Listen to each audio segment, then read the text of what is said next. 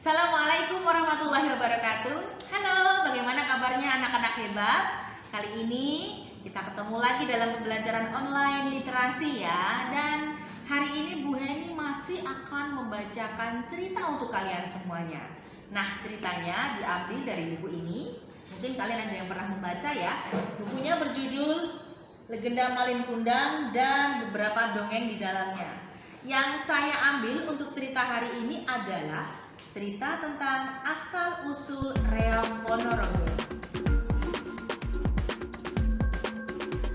Dahulu kala, ada seorang putri yang cantik jelita bernama Dewi Sanggalangit. Ia putri seorang raja yang terkenal di Kediri. Karena wajahnya yang cantik jelita dan sikapnya yang lemah lembut, banyak para pangeran dan raja-raja yang ingin meminangnya untuk dijadikan sebagai seorang istri. Namun sayang, Dewi Sanggalangit nampaknya belum berminat untuk berumah tangga, sehingga membuat pusing kedua orang tuanya. Padahal, kedua orang tuanya sudah sangat mendambakan hadirnya seorang cucu. "Anakku, sampai kapan kau menolak setiap pangeran yang datang melamarmu?" tanya raja pada suatu hari. Dewi Sanggalangit terdiam. Ini adalah untuk kesekian kali ayahnya bertanya tentang lamaran orang lain. "Sebenarnya apa maumu, anakku?" tanya sang raja dengan bijak. "Ayahanda, sebenarnya hamba belum berhasrat untuk bersuami. Namun, jika ayahanda sangat mengharapkan, baiklah. Hanya saja hamba minta syarat. Calon suami hamba harus bisa memenuhi keinginan hamba." "Lalu apa keinginanmu itu?" "Hamba belum tahu." "Loh, kok aneh?" sahut Baginda. "Hamba minta disediakan tempat khusus untuk bersemedi. Hamba akan memohon petunjuk sang dewa. Setelah itu, hamba akan menghadap ayahanda untuk menyampaikan keinginan hamba."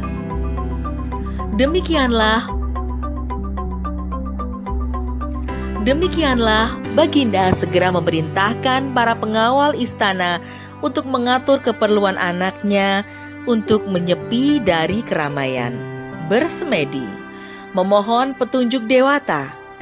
3 hari 3 malam Dewi Sanggalangit bersemedi tanpa makan, tanpa minum. Tempatnya bersemedi dijaga ketat oleh prajurit dan para dayang istana. Tidak seorang pun boleh masuk atau mengganggu sang putri.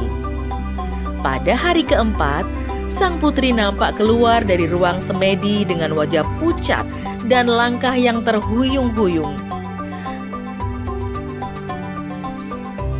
Biung emban kepala para dayang segera memapahnya.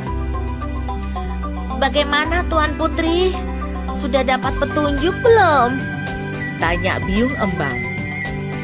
"Sudah, Biung, tapi badanku terasa lesu dan lelah," sahut putri dengan lemah. "Ya, tentu saja Tuan Putri. Wong 3 hari 3 malam tidak makan dan tidur," sahut Biung emban. "Lalu bagaimana? Seperti apa calon suami Tuan Putri? Apakah dia bertubuh tinggi besar dan berwajah tampan? Atau dia bertubuh kurus namun tampan dan ototnya kuat?" "Ah, kau ini apa-apaan?" "Loh, Tuan Putri ini bagaimana sih? Apakah calon suami Tuan Putri bertubuh gendut?" "Tidak mengapa gendut, yang penting wajahnya cakep." Sang putri dengan gemas mencubit pinggang Biung emban. "Biung, sekarang antarkan saya menghadap ayahanda." "Siap Tuan Putri." Dewi Sanggalangit segera menghadap ayahandanya di balai urang istana. "Anakku, bagaimana? Sudah kau dapatkan persyaratan bagi calon suamimu?" tanya sang raja. Dewi Sanggalangit membungkuk hormat lalu berkata, Ayahanda, calon suami hamba harus mampu menghadirkan suatu tontonan yang menarik. Tontonan atau keramaian yang belum ada sebelumnya. Semacam tarian yang diiringi tabuhan dan gamelan, dilengkapi dengan barisan kuda kembar sebanyak 140 ekor. Nantinya akan dijadikan iringan pengantin. Terakhir, harus dapat menghadirkan binatang berkepala 2. Wah, berat sekali syaratmu itu, sahut Ginda. Tapi baiklah, tidak mengapa. Kita coba umumkan kepada masyarakat.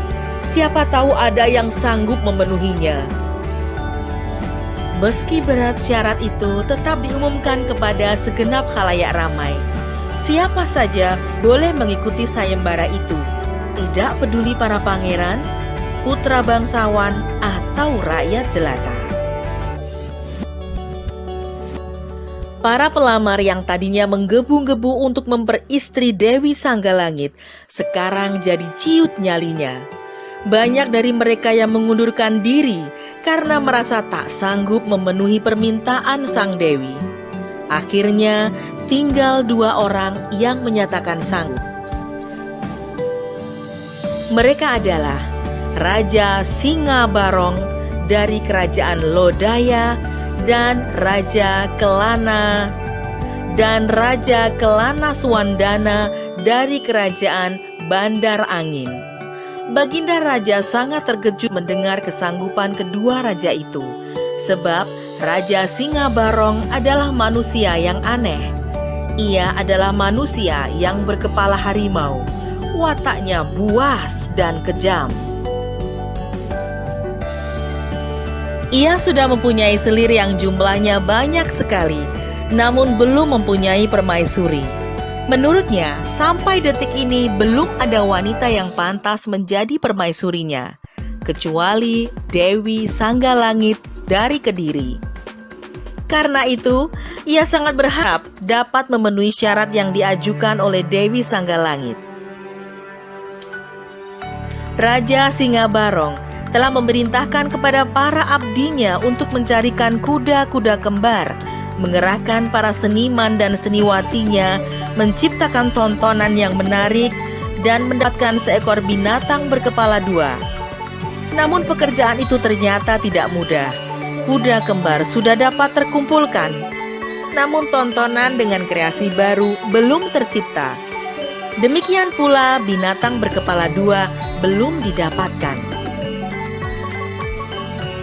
Pada suatu hari, ia memanggil patihnya yang bernama Iderkala. "Hai Patih, coba kau selidiki sampai di mana si Kelana Swandana mempersiapkan permintaan Dewi Sanggalangit. Kita jangan sampai kalah cepat oleh Kelana Swandana." Patih Iderkala dengan beberapa prajurit pilihan segera berangkat menuju kerajaan Bandar Angin dengan menyamar sebagai seorang pedagang. Mereka menyelidiki berbagai upaya yang dilakukan oleh Raja Kelana Swandana. Setelah melakukan penyelidikan dengan seksama selama 5 hari, mereka kembali ke Lodaya. Ampun Baginda, kiranya si Kelana Swandana hampir berhasil mewujudkan permintaan Dewi Sanggalangit. Hamba lihat lebih dari 100 ekor kuda kembar telah dikumpulkan. Mereka juga telah menyiapkan tontonan yang menarik, yang sangat menakjubkan. Patih Iderkala melaporkan. Wah, celaka! Kalau begini, sebentar lagi dia dapat merebut Dewi Sanggalangit sebagai istrinya, kata Raja Singabarong. Lalu, bagaimana dengan binatang berkepala 2? Apa juga sudah didapatkannya? Hanya binatang itulah yang belum mereka siapkan. Tapi nampaknya sebentar lagi mereka dapat menemukannya, Baginda, sambung Patih Iderkala. Raja Singabarong menjadi gusar sekali. Ia bangkit berdiri dari kursinya dan berkata keras, Patih Iderkala, Mulai hari ini, siapkan prajurit pilihan dengan senjata yang lengkap. Setiap saat mereka harus siap diperintah menyerbu ke Bandar Angin. Demikian Raja Singabarong bermaksud merebut hasil usaha keras Raja Kelana Swandana.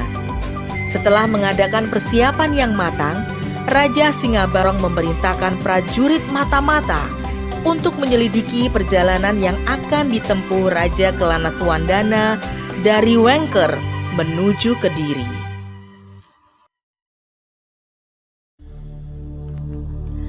Rencananya, Raja Singabarong akan menyerbu mereka di perjalanan dan merampas hasil usaha Raja Kelana Swandana untuk diserahkan sendiri kepada Dewi Sanggalangit. Raja Kelana Swandana yang memerintah kerajaan Wengker berwajah tampan dan bertubuh gagah. Ia memerintah dengan adil dan bijaksana. Namun ada wataknya yang tidak baik. Ia suka mencumbui anak-anak laki-laki. Ia menganggap anak laki-laki yang berwajah tampan dan bertubuh molek seperti gadis-gadis remaja. Hal ini sangat mencemaskan pejabat kerajaan dan para pendeta, menimbulkan kesedihan bagi para rakyat yang harus kehilangan anak laki-lakinya sebagai pemuas hasrat sang raja. Patih Pujanggeleng dan pendeta istana sedang berusaha menasehati raja agar meninggalkan kebiasaan buruknya itu. Namun, saran mereka tiada gunanya. Raja tetap saja mengumpulkan puluhan anak laki-laki yang berwajah tampan. Pada suatu hari, Raja Kelana Swandana memanggil semua pejabat kerajaan dan para pendeta. Ia berkata bahwa ia akan menghentikan kebiasaannya jika dapat memperistri Dewi Sanggalangit dari Kediri. Sebab semalam ia mimpi bertemu dengan gadis cantik jelita itu dalam tidur. Menurut para dewa, gadis itulah yang akan menghentikan kebiasaan buruknya. Seluruh pejabat dan pendeta menyetujui kehendak raja yang ingin memperistri Dewi Sanggalangit. Maka ketika mereka mendengar persyaratan yang diajukan Dewi Sanggalangit, mereka tiada gentar. Seluruh kawula kerajaan, baik para pejabat, seniman, rakyat jelata, bekerja keras memenuhi permintaan Dewi Sanggalangit. Karena mendapat dukungan seluruh rakyatnya, maka dalam tempo yang tidak begitu lama, Raja Kelana Swandana dapat menyiapkan permintaan Dewi Sanggalangit. Hanya binatang berkepala dua yang belum didapatkannya. Patih Pujanggeleng yang bekerja mati-matian mencarikan binatang itu akhirnya angkat tangan. Ia menyatakan ketidaksanggupannya kepada raja. Tidak mengapa, kata Raja Kelana Swandana. Soal binatang berkepala dua itu, aku sendiri yang akan mencarinya. Sekarang tingkatkan kewaspadaan. Aku mencium gelagat kurang baik dari kerajaan tetangga. Maksud Baginda? Tanya Patih Pujanggeleng penasaran. Coba kau menyamar jadi rakyat biasa, berbaurlah dengan penduduk di pasar dan keramaian lainnya. Perintah itu dijalankan, maka Patih Pujanggeleng mengerti maksud raja. Ternyata ada penyusup dari kerajaan Lodaya. Mereka adalah para prajurit pilihan yang menyamar sebagai pedagang keliling. Patih Pujanggeleng yang juga mengadakan penyamaran serupa akhirnya dapat mengorek keterangan secara halus apa maksud prajurit Lodaya itu datang ke Bandar Angin. Prajurit Lodaya merasa girang setelah mendapatkan keterangan yang diperlukan. Ia bermaksud kembali ke Lodaya. Namun, sebelum melewati perbatasan, anak buah Patih Pujanggeleng sudah mengepungnya. Karena prajurit itu melawan, maka terpaksa para prajurit Bandar Angin membunuhnya. Pati Pujanggeleng menghadap Raja Kelana Swandana. "Apa yang kau dapatkan?" tanya Raja Kelana Swandana.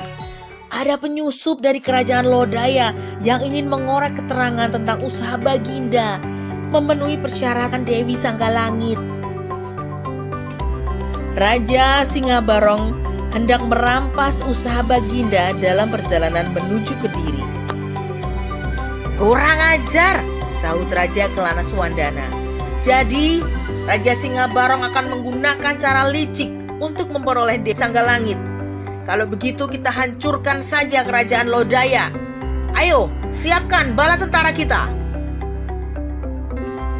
Sementara itu, Raja Singabarong yang menunggu laporan dari prajurit mata-mata yang dikirim ke Bandar Angin nampak gelisah. Ia segera memerintahkan Patih Iderkala menyusul ke perbatasan. Sementara dia sendiri pergi ke Taman Sari untuk menemui si burung merak, karena pada saat itu kepalanya terasa gatal sekali. Hai burung merak, cepat patukilah kutu-kutu di kepalaku. Teriak Raja Singabarong dengan gemetaran menahan gatal. Burung merak yang biasa melakukan tugasnya segera hinggap di bahu Raja Singabarong, lalu mematuki kutu-kutu di kepala Raja Singabarong. Patokan-patokan si burung merak terasa nikmat, asyik sekali, bagaikan buayan, sehingga Raja Singabarong terlena dan akhirnya tertidur. Ia sama sekali tak mengetahui keadaan di luar istana, karena tak ada prajurit yang berani melapor kepadanya. Memang sudah diperintahkan kepada prajurit bahwa jika ia sedang berada di Taman Sari, siapapun tidak boleh menemui dan mengganggunya. Jika perintah itu dilanggar, maka pelakunya akan dihukum mati. Karena tertidur, ia sama sekali tidak mengetahui jika di luar istana pasukan Bandar Angin sudah datang dan menyerbu mengalahkan prajurit Lodaya. Bahkan Patih Iderkala yang dikirim ke perbatasan telah binasa lebih dahulu karena berpapasan dengan pasukan Bandar Angin. Ketika peperangan itu sudah merembet ke dalam istana dekat Taman Sari, barulah Raja Singabarong terbangun karena mendengar suara ribut-ribut. Sementara si burung masih terus bertengger mematuki kutu-kutu di kepalanya. Jika dilihat sepintas dari depan Raja Singabarong seperti binatang berkepala dua, yaitu berkepala harimau dan burung merak. Hai, mengapa kalian ribut-ribut? Teriak Raja Singabarong. Tidak ada jawaban kecuali berkelebatnya bayangan seseorang yang tak lain adalah Raja Kelana Swandana. Raja Bandar Angin itu tahu-tahu sudah berada di hadapan Raja Singabarong. Raja Singabarong terkejut sekali. Hai Raja Kelana Swandana, mau apa kau datang ke sini? Jangan pura-pura bodoh, sahut Raja Kelana Swandana. Bukankah kau hendak merampas usahaku dalam memenuhi persyaratan Dewi Sanggalangit? Jadi kau sudah tahu, sahut Raja Singabarong dengan merasa malu. Ya, makanya aku datang ke sini untuk menghukummu, kata Raja Kelana Swandana sambil mengeluarkan kesaktiannya. Diarahkannya di bagian kepala Raja Singabarong.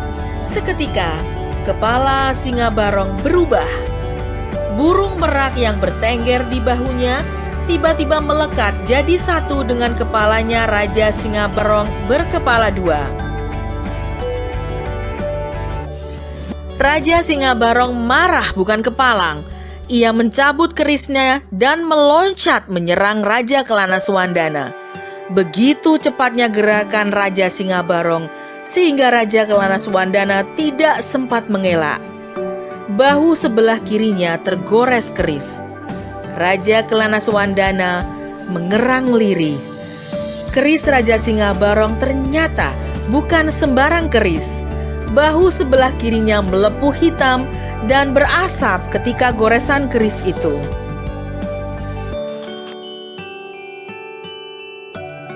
Raja Singa Barong marah bukan kepalang. Ia mencabut kerisnya dan meloncat menyerang Raja Kelana Swandana. Begitu cepatnya gerakan Raja Singa Barong, sehingga Raja Kelana Swandana tidak sempat mengelak. Bahu sebelah kirinya tergores keris. Raja Kelana Swandana mengerang lirih. Keris Raja Singa Barong ternyata bukan sembarang keris. Bahu sebelah kirinya melepuh hitam dan berasap akibat goresan keris tadi. Raja Singa Barong kemudian menerjang lagi dengan tendangan ke arah kaki dan pinggangnya. Plak! Kali ini Raja Kelana Swandana mampu menangkis tendangan kaki Raja Singa Barong. Bukan sembarang tangkisan telapak tangan kanan Raja Kelana Swandana mampu membuat Raja Singa Barong terhuyung ke belakang beberapa langkah. Raja Kelana Swandana tak mau ketinggalan lagi. Kini ia yang ganti menyerang. Ia meloncat, bersalto di udara. Bagaikan burung Sri Gunting, ia menukik ke arah Raja Singa Barong. Raja Singa Barong mengacungkan kerisnya tepat ke arah kepala Raja Kelana Swandana. Namun, dengan gerakan yang sangat cepat, Raja Kelana Swandana membalik tubuh dan kaki kirinya, menendang pergelangan tangan Raja Singa Barong. Plak!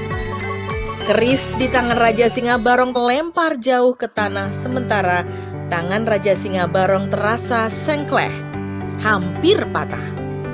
Raja Singa Barong mengerang marah. Ia bangkit berdiri, lalu mengaum seperti singa. Kini ia mengerahkan jurus ilmu singa menerkam mangsa. Ia merangkak maju. Hanya dalam hitungan menit, Raja Kelana Swandana menjadi bulan-bulanan. Tubuhnya terkena sambaran cakar Raja Singa Barong. Raja Kelana Swandana hampir saja kalah. Hingga suatu ketika, sebuah tendangan keras dari Raja Singa Barong membuat tubuh Raja Kelana Swandana terlempar jauh. Namun, Raja Kelana Swandana segera bangkit berdiri dan melepas sabuk yang melingkar di pinggangnya. Itulah cambuk sakti bernama Samandirman.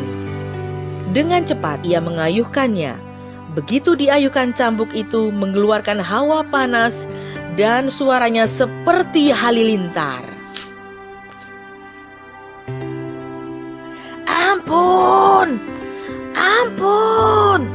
Begitu terkena cambuk Samandiman, tubuh Singa Barong terpental.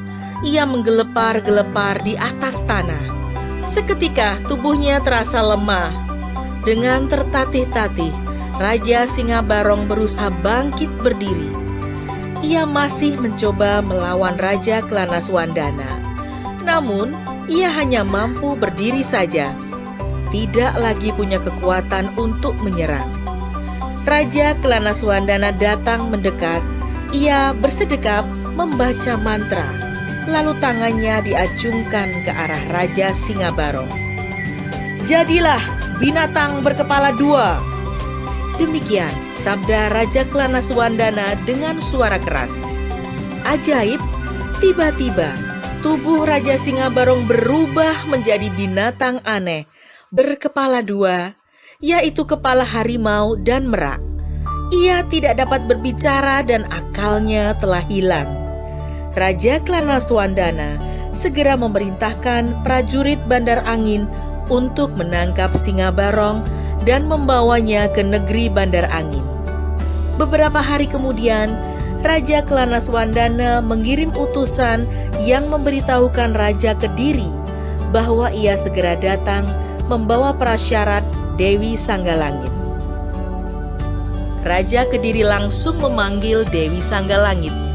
Anakku, apa kau benar-benar bersedia menjadi istri Raja Kelana Swandana? Ayahanda, apakah Raja Kelana Swandana sanggup memenuhi persyaratan hamba? Tentu saja, dia akan datang dengan semua persyaratan yang kau ajukan, anakku.